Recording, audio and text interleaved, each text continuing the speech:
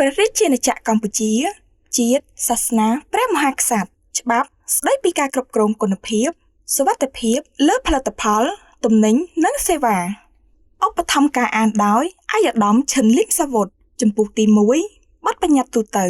មាត្រា1ច្បាប់នេះមានវិសាលភាពអនុវត្តចំពោះរាល់សហគ្រាសពាណិជ្ជកម្មរាល់ផលិតករក្នុងគោលដៅពាណិជ្ជកម្មអ្នកនាំចូលអ្នកនាំចេញទំនិញអ្នកលក់ដូរទំនិញសេវាករនៃសេវាកម្មដែលពាក់ព័ន្ធនឹងផលិតផលទំនិញអ្នកឃោសនាពាណិជ្ជកម្មអំពីផលិតផលទំនិញនិងសេវាអង្គការសង្គមនិងអង្គការក្រៅរដ្ឋាភិបាលដែលចូលរួមក្នុងសកម្មភាពផលិតកម្មពាណិជ្ជកម្មឬជំនួយមនុស្សធម៌មាត្រា2ផលិតកម្មក្នុងន័យនៃច្បាប់នេះសំដៅលើរាល់ប្រតិបត្តិការរួមមានការចិញ្ចឹមសត្វការយកទឹកដោះសត្វការប្រមូលផលដំណាំការបេះផ្លែឈើការនេសាទសត្វតាឃាតការផលិតការកែច្នៃនិងការវេចខ្ចប់ផលិតផលទំនិញរួមទាំងការស្តុកទុកក្នុងរយៈពេលផលិតនិងការបំពេញសេវាមុនដំណើរការពាណិជ្ជកម្មលើកដំបូងពាណិជ្ជកម្មក្នុងន័យនៃច្បាប់នេះសំដៅលើរាល់ប្រតិបត្តិការស្តីពីការស្តុកទុកការដឹកជញ្ជូនការកាន់កាប់ក្នុងគោលបំណងលក់ដូរការដាក់តាំងលក់ការលក់នៅរាល់មុខទំនិញការប្រគល់ឲ្យដោយឥតគិតថ្លៃនៅគ្រប់ផលិតផលអាហារូបកម្មនិហិរញ្ញកម្មព្រមទាំងការដាក់លក់ការលក់សេវាឬការផ្ដល់សេវាដែលឥតគិតថ្លៃឧបត្ថម្ភការអានដោយអាយដាមឈិនលីមសាវុតចំពោះទី2សិទ្ធិអ្នកប្រើនិងកាតព្វកិច្ចរបស់ការីសេដ្ឋកិច្ចមាត្រា3ផលិតករនិងសេវាករមានកាតព្វកិច្ចបញ្ជាក់បង្ហាញជាភាសាខ្មែរលើផលិតផលទំនិញនិងសេវារបស់ខ្លួនអំពីធាតុផ្សំវិធីប្រើប្រាស់ការបរិច្ឆេទផលិតនិងរយៈពេលហួសកំណត់ប្រើប្រាស់រួមទាំងគោលការណ៍ផ្សេងៗទៀតដែលធានាបាននូវសុវត្ថិភាពនិងសុខភាពអ្នកប្រើមុននឹងផលិតផលទំនិញនិងសេវានេះចូលក្នុងដំណើរការពាណិជ្ជកម្មពាណិជ្ជករអាជីវករមានកាតព្វកិច្ចអនុវត្តត្រឹមត្រូវទៅតាមសេចក្តីបញ្ជាក់បង្ហាញដូចមានចែងក្នុងវគ្គខណ្ឌខាងលើមាត្រា4ផលិតករនិងសេវាករត្រូវបំពេញនូវកាតព្វកិច្ចក្នុងការធានាអំពីភាពពិតនៃធាតុផ្សំនិងរូបភាពនៃផលិតផលទំនិញឬសេវារបស់ខ្លួនដើម្បីជៀសវាងកុំឲ្យអ្នកប្រើមានការភ័ន្តច្រឡំឬជៀសវាងធ្វើឲ្យមានការប៉ះពាល់ដល់ការប្រកួតប្រជែងពាណិជ្ជករនិងអាជីវករក៏ត្រូវបំពេញកាតព្វកិច្ចដូចមានចែងក្នុងវគ្គខណ្ឌខាងលើចំពោះមុខទំនិញឬសេវាដែលខ្លួនយកមកធ្វើពាណិជ្ជកម្មមាត្រា5ពាណិជ្ជករអាជីវករនិងសេវាករដែលទទួលខុសត្រូវលើផលិតផលទំនិញឬសេវាណាមួយដែលខ្លួនយកមកធ្វើពាណិជ្ជកម្មលើកដំបូងនៅក្នុងព្រះរាជាណាចក្រកម្ពុជាត្រូវតែពិនិត្យបញ្ជាក់ឲ្យច្បាស់ថា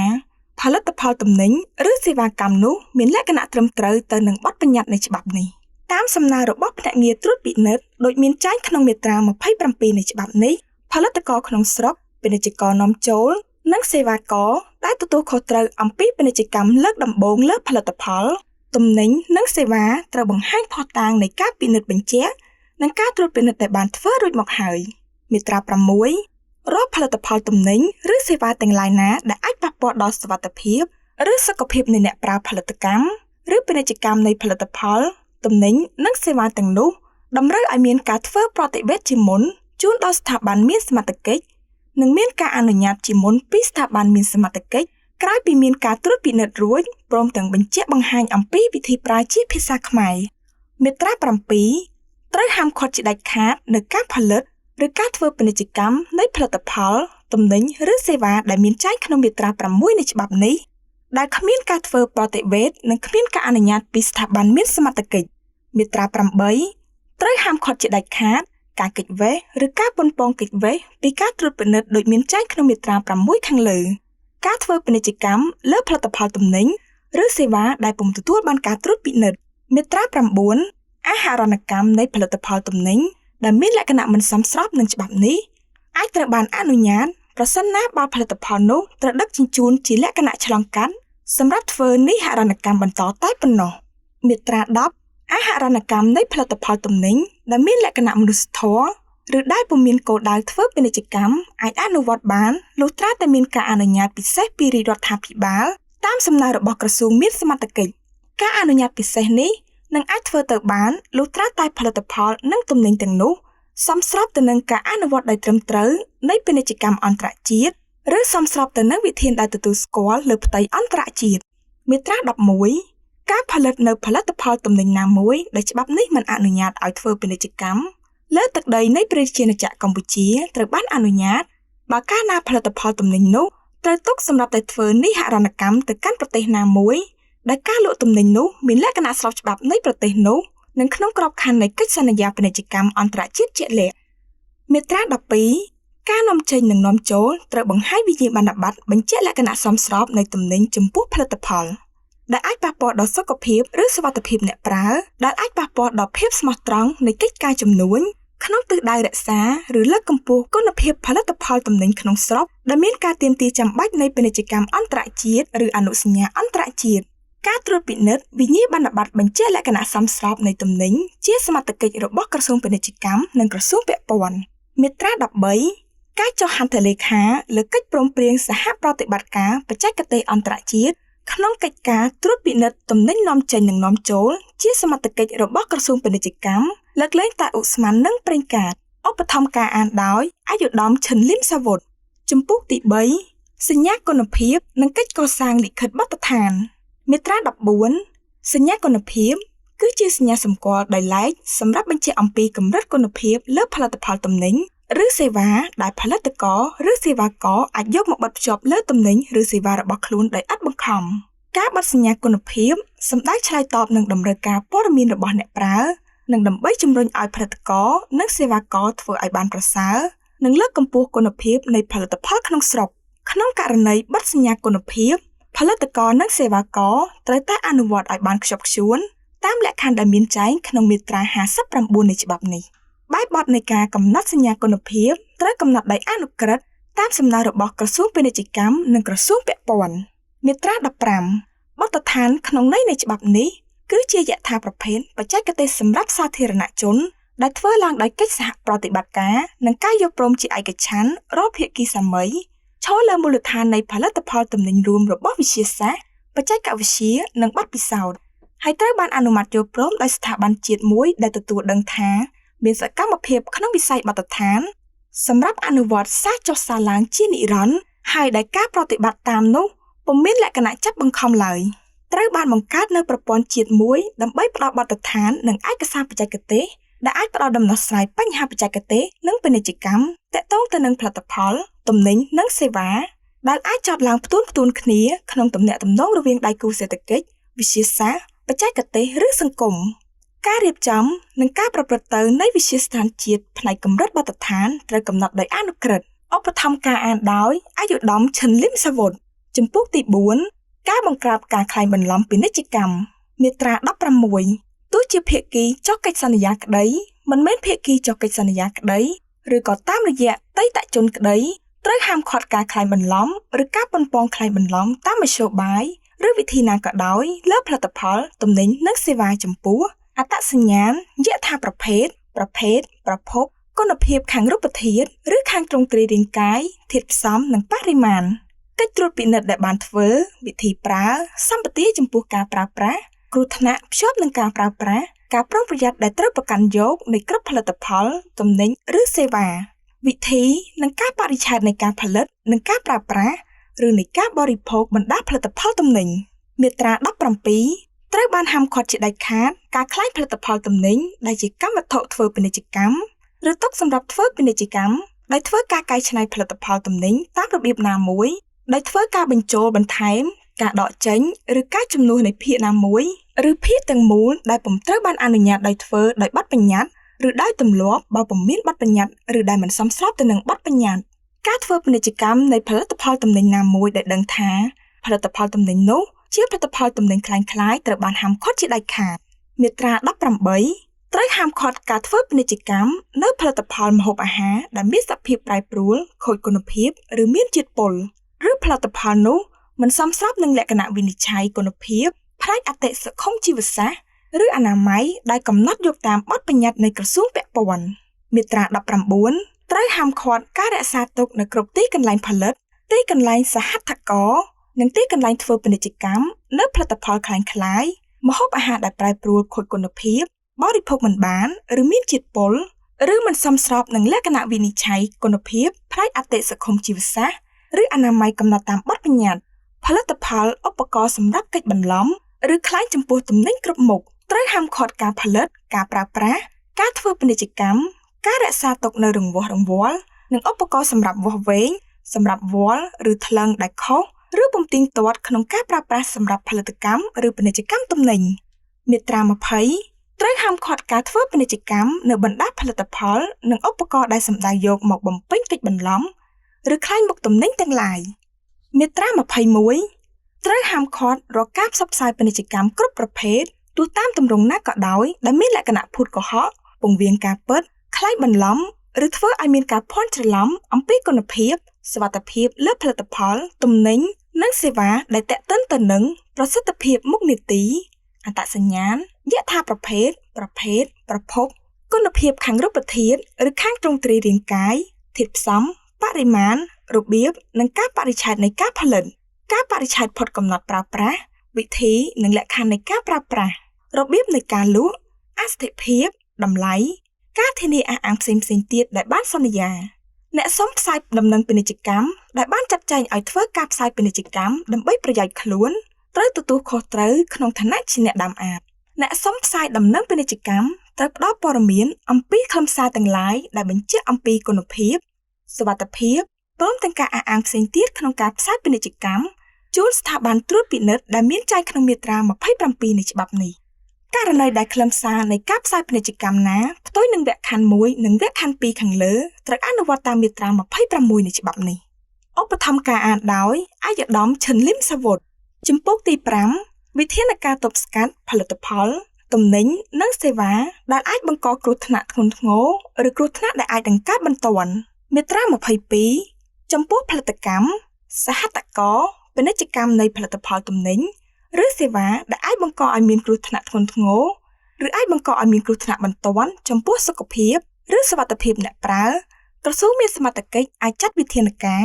បញ្ឈប់ជាស្ថាពរឬសម្រាប់រយៈពេលកំណត់មួយបិទទ្វារគ្រឹះស្ថានផលិតជាបណ្ដោះអាសន្នឬជាស្ថាពរក្នុងករណីចាំបាច់បន្ទាន់អាចធ្វើការឃាត់ទុកនៅនឹងកន្លែងរឹបអូស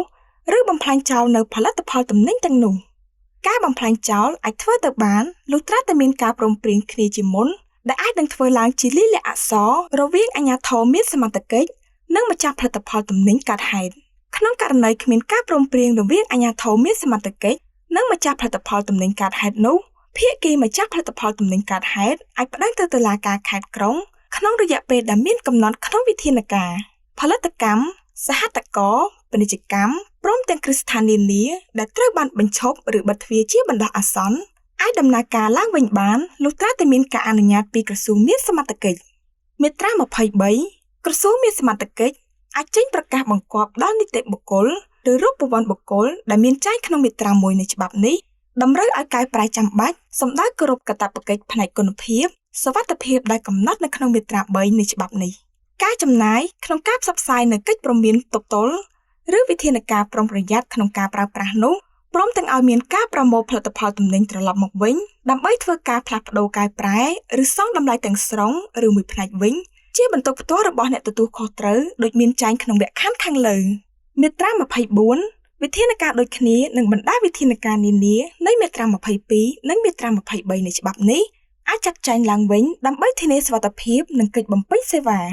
ឧបត្ថម្ភការអានដោយអាយុដំឈិនលឹមសាវុតជំពូកទី6នីតិវិធីនៃការត្រួតពិនិត្យគុណភាពសុវត្ថិភាពលើផលិតផលទំនិញនិងសេវាមាត្រា25រាល់បទល្មើសនឹងច្បាប់នេះត្រូវបានស្រាវជ្រាវនិងអង្កេតយ៉ាងហ្មត់ចត់ដោយអនុលោមទៅតាមបទបញ្ញត្តិនៃមាត្រា28ដល់មាត្រា51នៃច្បាប់នេះបទបញ្ញត្តិទាំងនេះមិនអាចរារាំងទៅដល់ករណីនៃផុសតាងលើបទល្មើសទាំងឡាយដែលបានលើកឡើងតាមមធ្យោបាយដទៃទៀតឡើយរាល់វិធានការនៃការប្រតិភូត្រូវគោរពនិងប្រតិបត្តិតាមវិធានទាំងឡាយណាដែលមានចែងក្នុងមាត្រា52ដល់មាត្រា58នៃច្បាប់នេះមាត្រា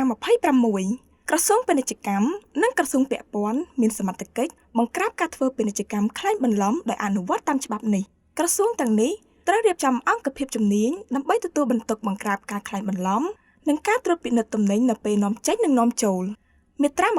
27រាល់សកម្មភាពពិនិត្យស្រាវជ្រាវអំពីគុណភាពសុវត្ថិភាពលើផលិតផលទំនិញនិងសេវាព្រមទាំងពិនិត្យកំណត់ហេតុបទល្មើសឬចាត់វិធានការប្រតិភូជាសមត្ថកិច្ចរបស់ភ្នាក់ងារត្រួតពិនិត្យក្រសួងពាណិជ្ជកម្មដោយសហការជាមួយក្រសួងពាក់ព័ន្ធមាត្រា28ភ្នាក់ងារត្រួតពិនិត្យដែលមានចែងក្នុងមាត្រា27នៃច្បាប់នេះ មានសមត្ថកិច្ចពិនិត្យបញ្ជាក់អង្កេតធ្វើកំណត់ហេតុនិងធ្វើសវនកម្មនៃបញ្ហាដែលពាក់ព័ន្ធកំណត់ហេតុនេះមានតម្លៃជាបន្ទាល់រហូតដល់មានការបង្ហាញភស្តុតាងផ្ទុយ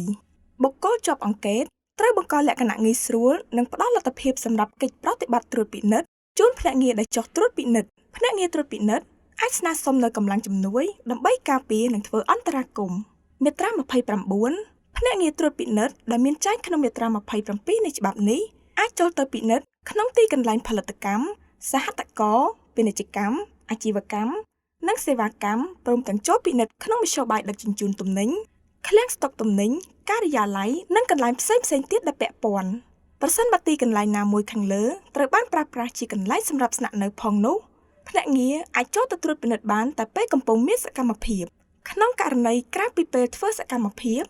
ត្រូវតែមានការអនុញ្ញាតពីព្រះរាជអាជ្ញាអមតុលាការខេត្តក្រុងនិងវត្តមាននៃអាជ្ញាធរឃុំសង្កាត់មាត្រា30ភ្នាក់ងារដែលត្រួតពិនិត្យដែលបានចែងនៅក្នុងមាត្រា27នៃច្បាប់នេះអាចសាកសួរធ្វើការចម្លងឬដកហូតឯកសារដែលពាក់ព័ន្ធនឹងការអង្កេតក្នុងករណីដកហូតតម្រូវឲ្យមានកំណត់ហេតុជាផ្លូវការមួយដែលត្រូវតាក់តែងភ្លាមៗឯកសារដកហូតទាំងអស់នេះត្រូវបិទបោះត្រាពីភ្នាក់ងារត្រួតពិនិត្យភ្នាក់ងារត្រួតពិនិត្យត្រូវចេញបង្កាន់ដៃសម្គាល់នៃការដកហូតនិងផ្ដល់នូវកំណត់ហេតុជូនដល់បុគ្គលដែលទទួលបានការដកហូតកំណត់ហេតុដែលតាក់តែងឡើងដោយពុំគោរពតាមគោលការណ៍នេះត្រូវចាត់ទុកជាមុខខៈរាល់ឯកសារដកហូតទាំងនោះនឹងត្រូវភ្ជាប់មកជាមួយនីតិវិធីដែលបានកំណត់ក្នុងមាត្រា51នៃច្បាប់នេះឬប្រកល់ឲ្យទៅសម័យខ្លួនវិញប្រសិនបើពុំមានហេតុការណ៍គួរស្ដីបន្ទោសណាមួយត្រូវធ្វើចំពោះខ្លួនគេនោះទេកំណត់ហេតុនៃការប្រកល់ត្រឡប់វិញត្រូវលើកឡើងតាមទម្រង់ដូចគ្នានេះដែរបើឯកសារដកហូតមានសារៈសំខាន់ចាំបាច់សម្រាប់ការបន្តសកម្មភាពរបស់សហគ្រាសភ្នាក់ងារត្រួតពិនិត្យត្រូវផ្ដល់ច្បាប់ចម្លងតាមសំណើឯការចំណាយត្រូវស្ថិតលើបន្ទុករបស់សម័យខ្លួនមាត្រា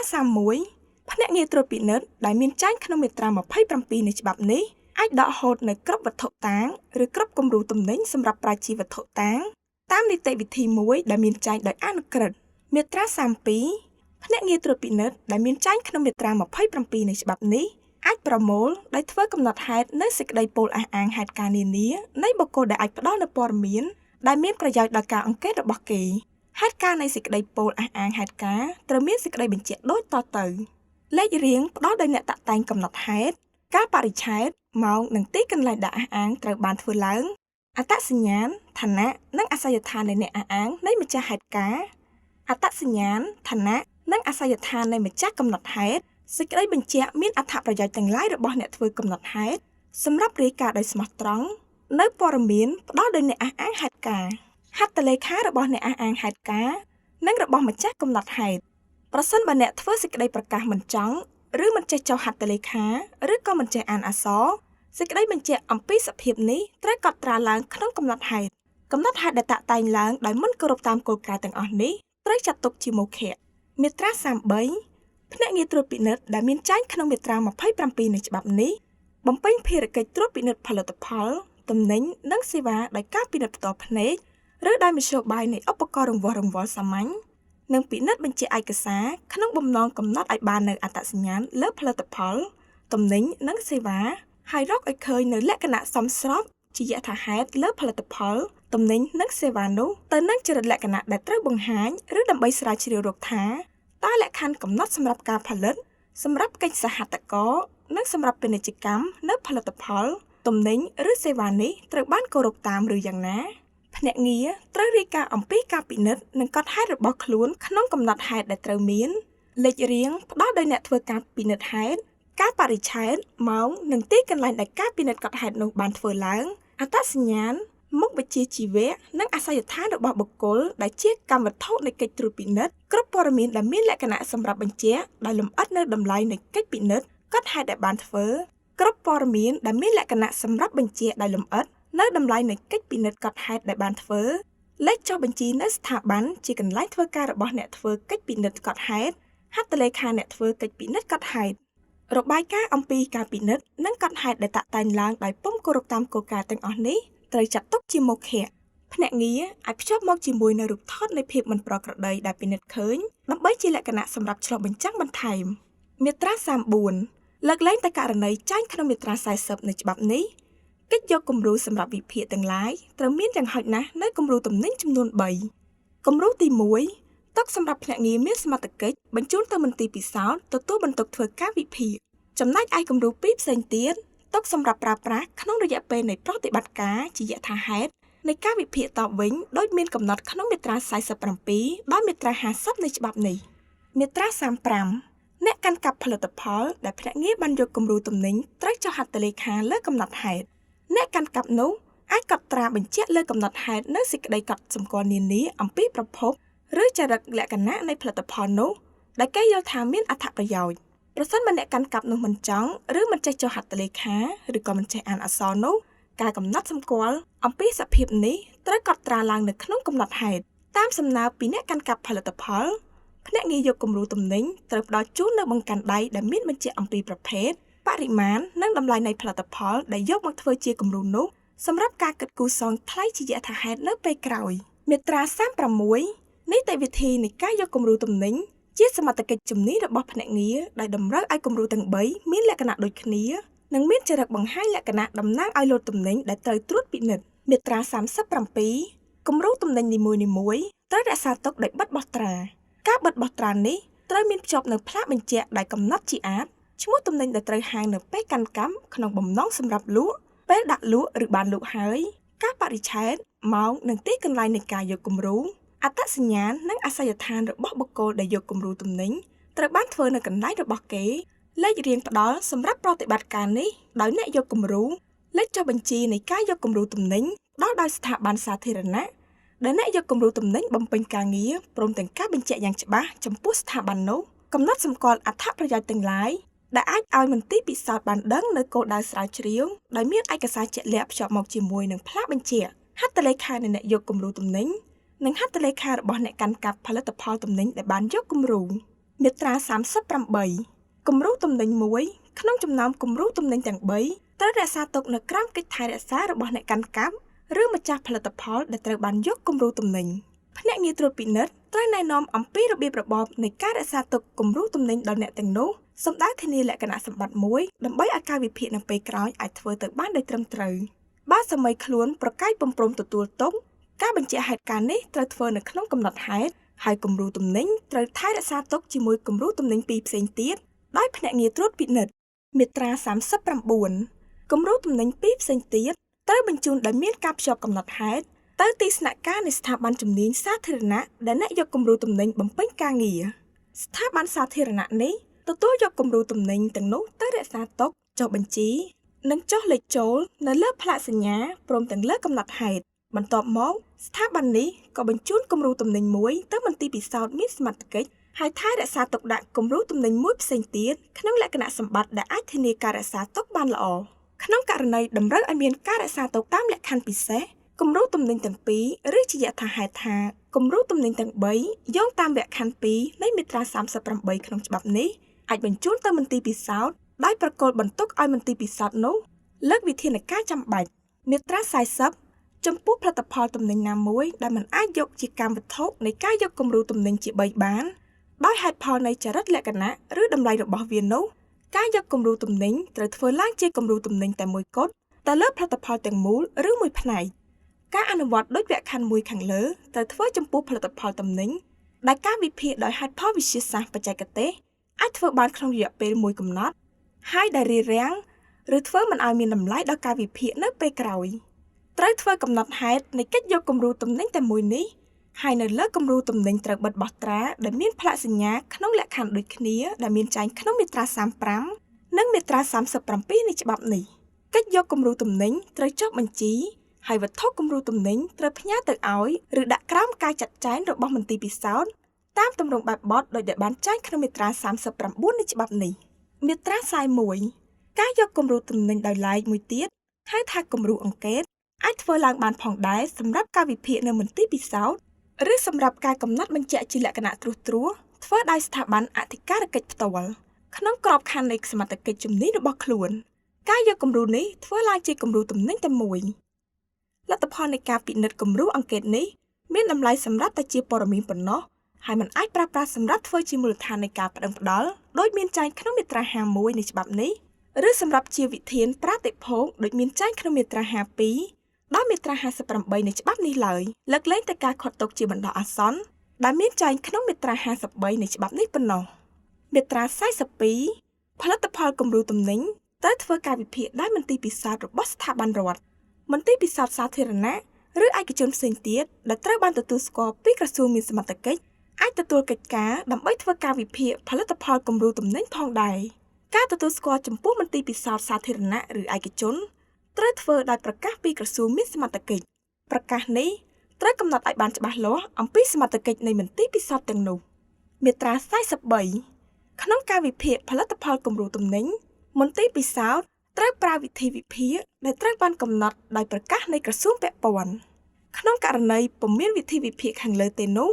មន្ទីរពិសោធន៍ត្រូវអនុវត្តតាមវិធីវិភាគដែលត្រូវបានណែនាំឲ្យអនុវត្តតាមបែបបទអន្តរជាតិវិធីវិភាគនោះត្រូវចុះនៅក្នុងប្រតិបត្តិវិភាគមាត្រា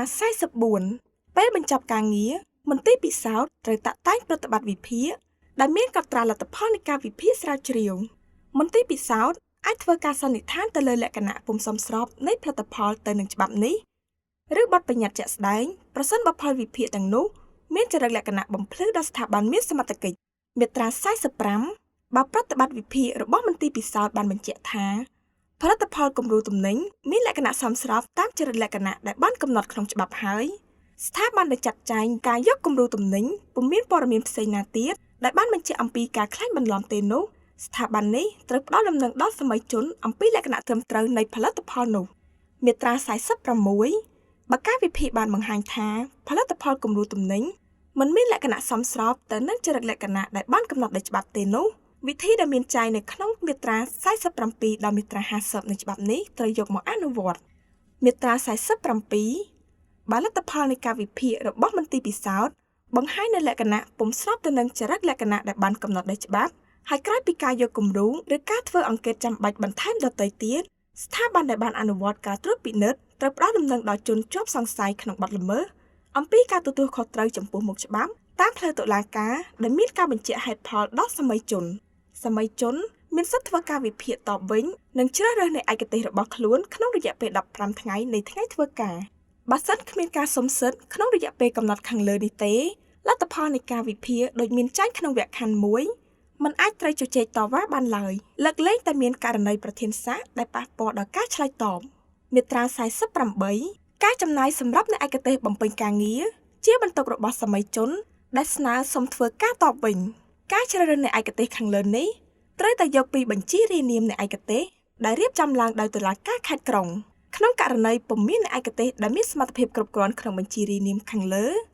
ឬក្នុងករណីពុំទាន់មានបញ្ជីទេនោះសមាជិកអាចជ្រើសរើសអ្នកឯកទេសផ្សេងមួយទៀតបានក្នុងករណីនេះការជ្រើសរើសតម្រូវឲ្យមានការយល់ព្រមពីតុលាការខេត្តក្រុងការសម្រេចកំណត់យល់ព្រមនេះត្រូវធ្វើក្នុងរយៈពេល7ថ្ងៃនៃថ្ងៃធ្វើការមាត្រា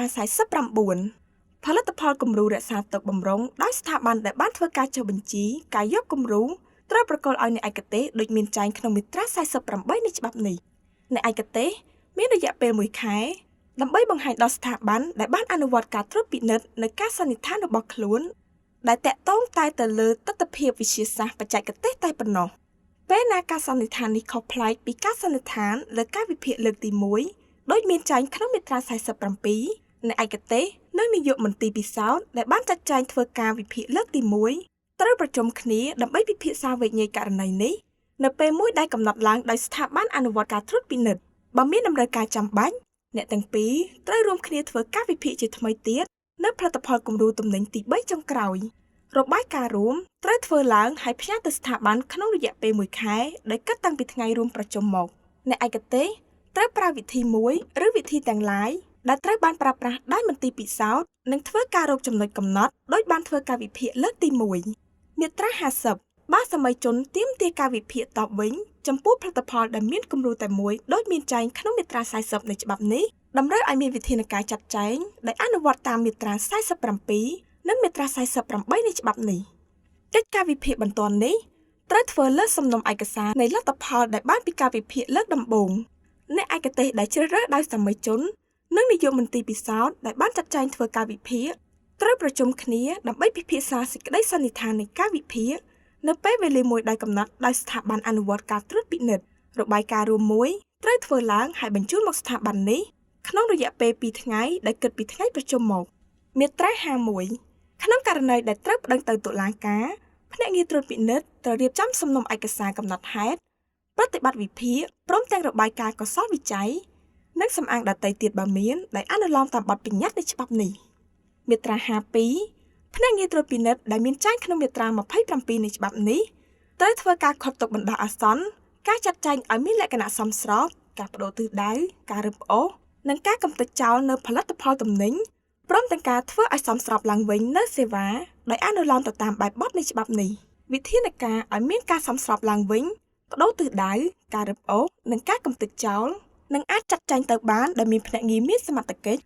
លុះត្រាមានការអនុញ្ញាតពីប្រធានស្ថាប័នរបស់ខ្លួននិងមានការយល់ព្រមពីព្រះរាជអាជ្ញាអមតុលាការខេត្តក្រុងបទបញ្ញត្តិនេះពុំត្រូវបានអនុវត្តទេបើបណ្ដាវិធានការត្រូវបានបង្គាប់ឡើងក្នុងបទបញ្ញត្តិនៃមាត្រា22ដល់មាត្រា24នៃច្បាប់នេះមាត្រា53ការឃាត់ទុកបណ្ដោះអាសន្នគឺជាវិធានការសម្ដៅហាមឃាត់ជាបណ្ដោះអាសន្នរាល់ការចាត់ចែងពីសំណាក់អ្នកកាន់កាប់នៅផលិតផលទំនិញដែលពាក់ព័ន្ធដែលអនុវត្តទៅលើកលើផលិតផលទំនិញមិនត្រូវសង្ស័យខលើផលិតផលទំនិញដែលបានទទួលស្គាល់តាមការពិនិត្យកត់ត្រាផ្ទាល់ថាពុំសមស្របនឹងចរិតលក្ខណៈដែលកំណត់ដោយច្បាប់ឬលើផលិតផលទំនិញដែលការប្រើប្រាស់ធម្មតាអាចធ្វើឲ្យប៉ះពាល់ដល់សុវត្ថិភាពឬសុខភាពនៃអ្នកប្រើកឧបករណ៍សម្រាប់បម្រើការក្លែងបន្លំដោយបញ្ជាក់ក្នុងមាត្រា19និងមាត្រា20នៃច្បាប់នេះលើផលិតផលទំនិញមិនត្រូវសង្ស័យដែលមានចែងក្នុងកថាខណ្ឌកវគ្គខណ្ឌ2ខាងលើគឺសំដៅលើលោផលិតផលទំនិញណាដែលក្រោយពីការពិនិត្យផ្ទាល់និងឬបន្ទាប់ពីការយកគំរូដោយមានចែងក្នុងមាត្រា34ដល់មាត្រា41នៃច្បាប់នេះឃើញថាត្រូវទទួលការពិនិត្យបញ្ជាក់បន្ថែមសំដៅឲ្យដឹងច្បាស់អំពីផលិតផលនោះតើសមស្របឬមិនសមស្របនឹងចរិតលក្ខណៈដែលកំណត់ក្នុងច្បាប់ឬក្នុងលក្ខខណ្ឌធម្មតានៃការប្រើប្រាស់ផលិតផលនោះអាចប៉ះពាល់សុវត្ថិភាពឬសុខភាពរបស់អ្នកប្រើប្រសិនបើលទ្ធផលនៃការពិនិត្យបញ្ជាក់បន្ថែមដែលត្រូវធ្វើក្នុងរយៈពេល15ថ្ងៃនៃថ្ងៃធ្វើការអតិបរមាមិនបានបញ្ជាក់នៅការមន្ទិលសង្ស័យលើកទី1នោះទេការខុសទុកបណ្ដោះអាសន្នត្រូវលើកលែងជាបន្ទាន់ក្នុងករណីចាំបាច់តាមសំណើរបស់ស្ថាប័នត្រួតពិនិត្យមានតែព្រះរាជអាជ្ញាអមតុលាការខេត្តក្រុងទេដែលមានសិទ្ធិពន្យារយៈពេលខុសទុកជាបណ្ដោះអាសន្ននេះបានផ្ទុយទៅវិញប្រសិនបើផលិតផលនោះមិនបង្ហាញពីចរិតលក្ខណៈដែលកំណត់ដោយច្បាប់វិធានការមួយក្នុងចំណោមវិធានការប្រតិភោគដែលមានចែងក្នុងមាត្រា54ដល់មាត្រា57នៃច្បាប់នេះត្រូវតែយកមកអនុវត្តក្នុងករណីកខនិងកខាងលើការខុសទុកបណ្ដោះអាសន្នមិនអាចហួសរយៈពេល15ថ្ងៃឡើយហើយត្រូវតែមានភ្ជាប់មកជាមួយវិធានការមួយនៃបណ្ដាវិធានការដែលមានចែងក្នុងមាត្រា54ដល់មាត្រា57នៃច្បាប់នេះពេលណាខុសទុកបណ្ដោះអាសន្នត្រូវបានបញ្ជាឡើងតាមគំនិតដូចផ្ដើមនៃភ្នាក់ងារត្រួតពិនិត្យដោយអនុលោមតាមកថាខណ្ឌកខនិងកខាងលើអ្នកកាន់កាប់ផលិតផលទំនិញមានរយៈពេល3ថ្ងៃនៃថ្ងៃធ្វើការប្តឹងតវ៉ានឹងវិធាននេះទៅប្រធានស្ថាប័នរបស់ភ្នាក់ងារត្រួតពិនិត្យប្រធានស្ថាប័នត្រូវធ្វើសេចក្តីសម្រេចដាក់ណាត់ចុងក្រោយក្នុងរយៈពេល3ថ្ងៃនៃថ្ងៃធ្វើការបណ្ដឹងតវ៉ាពុំមានអនុភាពបញ្ឈប់វិធានការខុសទុកបណ្ដោះអាសន្នឡើយក្នុងគ្រប់ករណីទាំងអស់ផលិតផលទំនិញដែលត្រូវបានខុសទុកបណ្ដោះអាសន្នត្រូវដាក់ឲ្យស្ថិតក្នុងបន្ទប់ថែរក្សារបស់អ្នកកាន់កាប់ផលិតផលទំនិញទាំងនោះមាត្រា54ការចាត់ចែងឲ្យមានលក្ខណៈសមស្របជាវិធានការតម្រូវឲ្យអ្នកកាន់កាប់ឬម្ចាស់ផលិតផលទំនិញឬសេវាដើម្បីបញ្ចប់នៅមូលហេតុដែលបង្កឲ្យមានលក្ខណៈពុំសមស្របការបញ្ចប់នៅមូលហេតុដែលបង្កឲ្យមានលក្ខណៈពុំសមស្របនេះរួមមានទាំងកិច្ចដំណើរការឲ្យមានការប្រែប្រួលផលិតផលទំនិញឬសេវានោះជាពិសេសការប្តូរលេខចំណាត់ថ្នាក់ផលិតផលទំនិញប្រសិនបើមានចំណាត់ថ្នាក់ច្រើនហើយបើសិនជាឃើញថាផលិតផលនោះអាចចាត់ថ្នាក់មកក្នុងប្រភេទផ្សេងដែលចំណាត់ថ្នាក់នោះផលិតផលទំនិញនឹងអាចយកមកលក់ដូរស្របច្បាប់បានមាត្រា55ការប្តូរទិសដៅផលិតផលទំនិញមានន័យថាកការបញ្ជូននៅផលិតផលដែលត្រូវបានខុសទុកបណ្ដោះអាសន្នដោយអនុលោមទៅតាមមាត្រា53និងមាត្រា56នៃច្បាប់នេះទៅសហគ្រាសដែលនឹងអាចប្រើប្រាស់ផលិតផលនោះជាលក្ខណៈផ្ទាល់ឬធ្វើការកែច្នៃឲ្យបានសមស្របតាមច្បាប់វិញក្រោមបន្ទុកចំណាយរបស់ម្ចាស់ផលិតផលទំនិញខការបញ្ជូនផលិតផលដដែលត្រឡប់មកសហគ្រាសដែលទទួលខុសត្រូវធ្វើការវេចខ្ចប់ធ្វើការផលិតឬនិហរណកម្មនៃផលិតផលទំនិញទាំងនោះជាបន្ទុកចំណាយរបស់ម្ចាស់ផលិតផលទំនិញមាត្រា56ការរឹបអូសផលិតផលទំនិញ គឺជាការដកហូតយកជាស្ថាពរនៅសិទ្ធិជាម្ចាស់កម្មសិទ្ធិហើយអនុវត្តតែករណីដូចតទៅកចំពោះផលិតផលទំនិញដែលត្រូវបានទទួលស្គាល់ថាពុំសមស្របទៅនឹងច្បាប់និងបទបញ្ញត្តិសម្រាប់អនុវត្តច្បាប់នេះតាមការពិនិត្យឃើញដោយផ្ទាល់និងឬបន្ទាប់ពីការយកគំរូដោយមានចែងក្នុងមាត្រា34ដល់មាត្រា40នៃច្បាប់នេះខក្នុងករណីដែលអ្នកកាន់កាប់ឬម្ចាស់ផលិតផលមិនព្រមធ្វើឲ្យមានលក្ខណៈសមស្របឬបដូរទិសដៅឬវិធានការទាំងនោះពុំអាចអនុវត្តបានចំពោះផលិតផលទំនិញនោះកចំពោះឧបករណ៍សម្រាប់ធ្វើការខ្លាញ់បន្លំដោយមានចែងក្នុងមាត្រា19និងមាត្រា20នៃច្បាប់នេះខចំពោះផលិតផលទំនិញដែលក្នុងការប្រើប្រាស់ធម្មតាអាចផ្ដល់នូវគ្រោះថ្នាក់ចំពោះសុខភាពឬសុវត្ថិភាពរបស់អ្នកប្រើផលិតផលទំនិញរឹបអូសត្រូវបិទហើយបោះត្រាហើយដាក់ឲ្យរក្សាទុកដោយអ្នកកាន់កាប់ឬបើមានការប្រកែកពុំព្រមភ្នាក់ងារត្រួតពិនិត្យត្រូវកំណត់ឲ្យរក្សាទុកនៅកន្លែងដែលខ្លួនជ្រើសរើសមាត្រា57ភ្នាក់ងារត្រួតពិនិត្យអាចធ្វើឬអាចឲ្យគេធ្វើក្រោមការត្រួតពិនិត្យរបស់ខ្លួននៅការកំទេចឬបំផ្លាញភាពដើមនៃផលិតផលរឹបអូសពេលណាដែលផលិតផលនោះពុំអាចប្រើប្រាស់ស្របច្បាប់និងប្រកបដោយផលប្រយោជន៍សេដ្ឋកិច្ចណាមួយបានមាត្រា58បណ្ដាវិធានការចែងក្នុងមាត្រា53ដល់មាត្រា57នៃច្បាប់នេះអាចតាក់ទងតែនឹងផលិតផលទំនិញដែលកាន់កាប់ដោយពុំមានហេតុផលសមស្របនៅទីតាំងមួយនៃបណ្ដាទីតាំងដែលបានរៀបរាប់ក្នុងមាត្រា29នៃច្បាប់នេះឬពេលណាដែលផលិតផលទំនិញត្រូវដាក់លក់បានលក់ហើយឬបានចែកចាយដោយឥតគិតថ្លៃកំណត់ហេតុមួយត្រូវតាក់តែងភ្លាមនៅនឹងកន្លែងដែលភ្នាក់ងារត្រួតពិនិត្យកំណត់ហេតុត្រូវរៀបរាប់តាមចំណុចដែលមានចែងក្នុងមាត្រា33នៃច្បាប់នេះព្រមទាំងមានសម្រងលម្អិតនៃបណ្ដាវិធានការដែលត្រូវបានជ្រើសរើសមកអនុវត្តដែលមានការបញ្ជាក់ហេតុផលច្បាប់ចម្លងមួយច្បាប់នៃកំណត់ហេតុត្រូវប្រគល់ជូនដល់ដៃអ្នកកាន់កាប់ឬម្ចាស់ផលិតផលទំនិញមាត្រា59បែបបទដែលតាក់ទងនឹងលក្ខខណ្ឌនៃផលិតកម្មសហតករពាណិជ្ជកម្មសេវាកម្មព្រមទាំងការត្រួតពិនិត្យលើផលិតផលទំនិញនិងសេវាទាំងអស់មានជាអាចខាងក្រោមនេះត្រូវកំណត់ដោយអនុក្រឹត្យ1ចំពោះផលិតផលទំនិញនិងសេវានិយមន័យនាមករធាតុផ្សំលក្ខណៈវិនិច្ឆ័យប្រភេទនៃគុណភាពឬអនាម័យនិងបរិមាណនៃផលិតផលទំនិញផ្លាកសញ្ញាទម្រង់នៃការបង្ហាញទម្រង់នៃការលក់និងទម្រង់នៃការវេចខ្ចប់នៅផលិតផលទំនិញព្រមទាំងសញ្ញាគុណភាពដែលអាចបិទភ្ជាប់លើផលិតផលទាំងនោះលក្ខខណ្ឌនៃការប្រើប្រាស់ពាក្យពេចន៍និងលក្ខខណ្ឌនៃការប្រើប្រាស់សំនួនសេចក្តីនៃការឃោសនាពាណិជ្ជកម្មក្នុងបំណងជៀសវាងនូវការភាន់ច្រឡំហើយក្នុងករណីដែលមានការចាំបាច់លក្ខខណ្ឌនៃការធ្វើការឃោសនាពាណិជ្ជកម្មប្រៀបធៀបរវាងរាល់ផលិតផលទំនិញនិងរវាងរាល់សេវាទម្រង់នៃការបង្ហាញនិងអត្ថន័យក្នុងវិក័យប័ត្របានប្រកល់ឯកសារបច្ចេកទេសឯកសារពាណិជ្ជកម្មឬឯកសារនៃការផ្សព្វផ្សាយពាណិជ្ជកម្មផ្សេងទៀតលក្ខខណ្ឌនៃការហាមឃាត់លើផលិតផលនិងសេវាទាំងឡាយកាលណាផលិតផលទំនិញនិងសេវាទាំងនោះបំពេញមិនបាននូវកាតព្វកិច្ចជាទូទៅខាងសុវត្ថិភាពដែលកំណត់ក្នុងមាត្រា3នៃច្បាប់នេះបែបបទអនុវត្តនៅការអនុញ្ញាតឬការប្រកាសជាមុនទាំងឡាយសម្រាប់ផលិតកម្មសម្រាប់ពាណិជ្ជកម្មលើផលិតផលទំនិញនិងសេវាព្រមទាំងបែបបទនៃការរៀបចំឲ្យមានកិច្ចស្វ័យត្រួតពិនិត្យជាលក្ខណៈវិជ្ជាជីវៈបណ្ដាបញ្ញត្តិតាក់ទងទៅនឹងឧបករណ៍រង្វាស់រង្វាល់និងការពិនិត្យបញ្ជាក់នៃឧបករណ៍ទាំងនោះការប្រុងប្រយ័ត្នដែលត្រូវប្រកាន់យកការកែច្នៃការពិនិត្យបញ្ជាក់ការប្រើប្រាស់សម្ភារៈដើម្បីឲ្យផលិតផលទំនិញនិងសេវាអាចត្រូវគ្នាជាមួយនឹងកិច្ចការពារបរិស្ថាន2ចំពោះម្ហូបអាហារការកែច្នៃស្របតាមច្បាប់ដែលធ្វើទៅលើម្ហូបអាហារលក្ខណៈវិនិច្ឆ័យនៃភាពសុទ្ធដែលម្ហូបអាហារត្រូវធ្វើតាមគ្រឿងផ្សំរួមចូលក្នុងការផលិតម្ហូបអាហារសម្ភារៈដែលអាចត្រូវដាក់ជាប់ផ្ទាល់ជាមួយនឹងម្ហូបអាហារនិងផលិតផលប្រើប្រាស់សម្រាប់លាងសម្អាតសម្ភារៈចរិតលក្ខណៈខាងអនាម័យខាងសុខភាពឬខាងទ្រទ្រង់រាងកាយបទដ្ឋានផ្នែកអតិសង្គមជីវសាស្ត្រដែលម្ហូបអាហារត្រូវធ្វើតាមវិធានអនាម័យត្រូវអនុវត្តទៅលើការដឹកជញ្ជូននិងទៅលើគ្រឹះស្ថានជាទីកន្លែងដែលគេផលិតធ្វើសហតករឬធ្វើពាណិជ្ជកម្មព្រមទាំងទៅលើនិយោជិកបម្រើការងារនៅក្នុងគ្រឹះស្ថានវិញ្ញាបនបត្រផ្លាកសញ្ញាឬត្រាសម្គាល់ផ្នែកអនាម័យពាក់ព័ន្ធទៅនឹងម្ហូបអាហារសភាពនៃសុខភាពរបស់អ្នកកាន់លាយម្ហូបអាហារប្រសិនបើមានការចាំបាច់3ចំពោះវិធីត្រួតពិនិត្យលក្ខខណ្ឌអនុវត្តនៃបទបញ្ញត្តិទាំងឡាយក្នុងមាត្រា9ដល់មាត្រា12នៃច្បាប់នេះព្រមទាំងវិធីយកគំរូ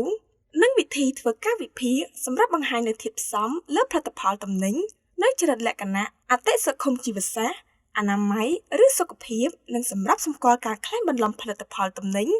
ឬសម្រាប់បង្ហាញនូវសម្បទាចំពោះការប្រើប្រាស់នៃផលិតផលទំនិញ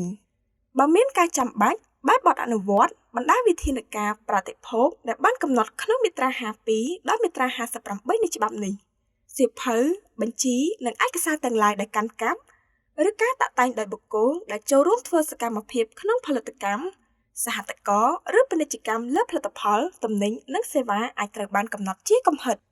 មាត្រា60បទដ្ឋានជាតិបទដ្ឋានអន្តរជាតិក្បួនខ្នាតនៃការប្រើប្រាស់និងសេចក្តីណែនាំប្រតិបត្តិក្នុងការផលិតដែលមានការតាក់ទងដល់ផលិតផលទំនិញនិងសេវាត្រូវកំណត់ដោយអនុក្រឹត្យនិងបទដ្ឋាននានាឧបត្ថម្ភការអានដោយឯកឧត្តមឈិនលឹមសាវុតជំពូកទី7ទោសបញ្ញត្តិមាត្រា61ជនណាដែលប្រព្រឹត្តល្មើសនឹងមាត្រា14វគ្គខណ្ឌទី2និងវគ្គខណ្ឌទី3នៃច្បាប់នេះត្រូវពិន័យជាប្រាក់ចាប់ពី5សែនរៀលដល់1លានរៀលមាត្រា62ជនណាដែលប្រព្រឹត្តល្មើសនឹងមាត្រា7មាត្រា8មាត្រា19ឬមាត្រា20នៃច្បាប់នេះត្រូវបានផ្តន្ទាទោសដាក់ពន្ធនាគារពី6ថ្ងៃដល់1ខែនិងពិន័យជាប្រាក់ពី1លានរៀលដល់5លានរៀលឬទោសណាមួយនៃទោសទាំងពីរនេះមាត្រា63ជនណាដែលប្រព្រឹត្តល្មើសនឹងមាត្រា16មាត្រា17មាត្រា18ឬមាត្រា21នៃច្បាប់នេះត្រូវផ្តន្ទាទោសដាក់ពន្ធនាគារពី1ខែដល់1ឆ្នាំនិងពិន័យជាប្រាក់ពី5លានរៀលដល់10លានរៀលឬទោសណាមួយនៃទោសទាំងពីរនេះមាត្រា64ក្នុងករណីមិនរាងចាលចំពោះបទល្មើសនឹងមាត្រា16មាត្រា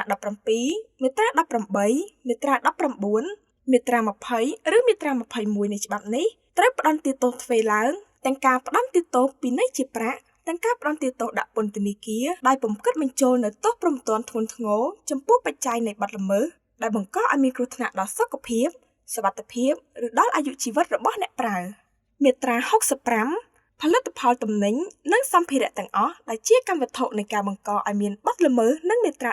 16មាត្រា17មាត្រា18មាត្រា19មាត្រា20ឬមាត្រា21នៃច្បាប់នេះត្រូវរឹបអូសជាសម្បត្តិរបស់រដ្ឋការរឹបអូសជាសមត្ថកិច្ចតុលាការការខូចខាតផ្សេងទៀតដែលបណ្ដាលមកពីបទល្មើសនឹងមាត្រា16មាត្រា17មាត្រា18មាត្រា19មាត្រា20ឬមាត្រា21នៃច្បាប់នេះជនល្មើសត្រូវទទួលខុសត្រូវខាងនីតិរដ្ឋបវេនីទៀតផងមាត្រា66ទោសបញ្ញត្តិដែលចែងក្នុងមាត្រា63ខាងលើត្រូវអនុវត្តទៅលើបុគ្គលណាដែលបានកធ្វើឲ្យភ្នាក់ងារត្រួតពិនិត្យដែលមានចែងក្នុងមាត្រា27នៃច្បាប់នេះពុំអាចបំពេញភារកិច្ចបានទោះបីក្នុងរូបភាពណាក៏ដោយខប្រកែកមិនព្រមបង្ហាញឬបាត់បង់ឯកសារគណនេយ្យបច្ចេកទេសឬពាណិជ្ជកម្មដែលខ្លួនមានដោយមានចែងក្នុងវគ្គខណ្ឌ1មាត្រា30នៃច្បាប់នេះកប្រកែកពុំព្រមបង្ហាញអត្ថបទផ្សាយពាណិជ្ជកម្មឬព័ត៌មានសម្រាប់បញ្ជាក់ហេតុផលនៃការផ្សាយពាណិជ្ជកម្មខមានចេតនាផ្ដល់ព័ត៌មានមិនពិតឬដោយពង្រៀងការពិតឬដោយធ្វើឲ្យមានការភ័ន្តច្រឡំទោះបីវិធីណាក៏ដោយដើម្បីជាកិច្ចឆ្លើយតបនឹងសំណើរបស់ភ្នាក់ងារដែលមានចែងក្នុងមាត្រា27នៃច្បាប់នេះងចាត់ចែងដោយគ្មានការអនុញ្ញាតនៅទំនិញដែលត្រូវបានភ្នាក់ងារមានសមត្ថកិច្ចឃាត់ទុកជាបណ្ដោះអាសន្នឬរឹបអូសចមិនផ្ដល់ទំនិញដែលជាគោលដៅនៃការឃាត់ទុកជាបណ្ដោះអាសន្នឬនៃការរឹបអូសដល់ភ្នាក់ងារមានសមត្ថកិច្ចក៏ដូចជាមិនបានចាត់ចែងទំនិញឲ្យបានសម្រេចតាមទិសដៅកំណត់ដោយអាជ្ញាធរមានសមត្ថកិច្ចឬក៏មិនបានកែប្រែឲ្យបានសមស្របតាមការកំណត់នៃច្បាប់នៅទំនិញដែលមានលក្ខណៈពុំសមស្របដោយមានចែងក្នុងមាត្រា53ដល់មាត្រា56នៃច្បាប់នេះមាត្រា67ភ្នាក់ងារត្រួតពិនិត្យដែលមានចែងក្នុងមាត្រា27នៃច្បាប់នេះត្រូវទទួលខុសត្រូវចំពោះនីតិរដ្ឋបាលភ្នាក់ងារត្រួតពិនិត្យត្រូវទទួលខុសត្រូវចំពោះការធ្វេសប្រហែសហើយបណ្ដាលឲ្យមានការឆ្លោះឆ្លួយនិងបច្ច័យផ្សេងៗដែលផ្ទុយនឹងបទបញ្ញត្តិនៃច្បាប់នេះក៏ដូចជាផ្ទុយនឹងបទបញ្ញត្តិទាំងឡាយនៃលិខិតបទដ្ឋាននានាក្រោមច្បាប់នេះមាត្រា68ទណ្ឌកម្មរដ្ឋបាលដែលត្រូវយកមកអនុវត្តចំពោះភ្នាក់ងារឬមន្ត្រីមានសមត្ថកិច្ចដែលមានកំណត់ក្នុងច្បាប់នេះរួមមានកទណ្ឌកម្មរដ្ឋបាលកម្រិតដំបូងគឺការព្រមានឬការស្ដីបន្ទោសពីប្រធានស្ថាប័នខទណ្ឌកម្មរដ្ឋបាលកម្រិតមធ្យមគឺការបញ្ឈប់ផ្ដល់ប្រាក់បៀវត្សនិងអត្ថប្រយោជន៍ផ្សេងៗទៀតក្នុងរយៈពេលចាប់ពី6ខែឡើងទៅកទណ្ឌកម្មរដ្ឋបាលកម្រិតធ្ងន់គឺការដកហូតតួនាទីឬការបញ្ឈប់ពីការងារតែម្ដងទណ្ឌកម្មរដ្ឋបាលដែលមានចែងខាងលើនេះនៅពុំទាន់គិតដល់អំពើល្មើសព្រហ្មទណ្ឌផ្សេងៗទៀតឡើយមាត្រា69 ភ្នាក់ងារត្រួតពិនិត្យឬមន្ត្រីមានសមត្ថកិច្ចដែលខុបខិតឬប្រព្រឹត្តរំលោភលើភារកិច្ចរបស់ខ្លួនក្នុងការអនុវត្តមាត្រា14ត្រូវទទួលទណ្ឌកម្មខាងរដ្ឋបាលនិងត្រូវពិន័យជាប្រាក់ដោយមានចែងក្នុងមាត្រា61នៃច្បាប់នេះភ្នាក់ងារត្រួតពិនិត្យឬមន្ត្រីមានសមត្ថកិច្ចដែលបានខុបខិតឬប្រព្រឹត្តរំលោភលើភារកិច្ចរបស់ខ្លួនក្នុងការអនុវត្តមាត្រា7មាត្រា8មាត្រា19ឬមាត្រា20នៃច្បាប់នេះត្រូវទទួលទណ្ឌកម្មរដ្ឋបាលកម្រិតធ្ងន់ព្រមទាំងទោសទាំងឡាយដែលបានចែងក្នុងមាត្រា62នៃច្បាប់នេះដោយពុំទាន់កាត់ដល់ទោសព្រមទាន់ផ្សេងទៀតឡើយមាត្រា70ភ្នាក់ងារឬមន្ត្រីមានសមត្ថកិច្ចដែលបានខុបខិតឬប្រព្រឹត្តរំលោភលើភារកិច្ចរបស់ខ្លួនក្នុងការអនុវត្តមាត្រា16មាត្រា17មាត្រា18ឬមាត្រា21នៃច្បាប់នេះត្រូវទទួលទណ្ឌកម្មរដ្ឋបាលកម្រិតធ្ងន់ព្រមទាំងទោសទាំងឡាយដែលមានចែងក្នុងមាត្រា63នៃច្បាប់នេះដោយពុំទាន់កាត់ដល់ទោសព្រមទាន់ផ្សេងទៀតឡើយមាត្រា71ត្រូវបានដកហូតលិខិតអនុញ្ញាតចេញដោយអាជ្ញាធរមានសមត្ថកិច្ចចំពោះផលិតកម្មនិងពាណិជ្ជកម្មដោយមានចែងក្នុងមាត្រា6ដែលពុំបានគោរពតាមបទបញ្ញត្តិទាំងឡាយនៃច្បាប់នេះមាត្រា72អ្នកឯកទេសទាំងក្នុងក្របខ័ណ្ឌនៃមន្ទីរពិសោធន៍រដ្ឋទាំងឯកជនដែលទទួលយកការវិភាគផលិតផលទំនិញគំរូដោយមានចែងក្នុងមាត្រា42ដល់មាត្រា50នៃច្បាប់នេះត្រូវទទួលខុសត្រូវចំពោះមុខច្បាប់នៅប្រតិបត្តិវិភាគរបស់ខ្លួនផ្ទាល់អ្នកឯកទេសវិភាគណាដែលបានខុបខិតឬប្រព្រឹត្តរំលោភលើភារកិច្ចរបស់ខ្លួនក្នុងការអនុវត្តត្រូវទទួលទោសដោយមានចែងក្នុងមាត្រា61មាត្រា62មាត្រា63និងមាត្រា64នៃច្បាប់នេះដោយពុំទាន់កាត់ដល់ទោសព្រហ្មទណ្ឌផ្សេងទៀតឡើយឧបត្ថម្ភការអានដោយអាយុដំឈិនលឹមសាវុធជំពូកទី8អវសានបញ្ញត្តិមាត្រា73បទបញ្ញត្តិទាំងឡាយណាដែលផ្ទុយនឹងច្បាប់នេះត្រូវទុកជានិរាករមាត្រា74ច្បាប់នេះត្រូវបានប្រកាសជាប្រញាប់ច្បាប់នេះត្រូវបានរដ្ឋសភានៃព្រះរាជាណាចក្រកម្ពុជាអនុម័តនៅថ្ងៃទី29ខែឧសភាឆ្នាំ2000នាសម័យប្រជុំសភាលើកទី4នីតិកាលទី2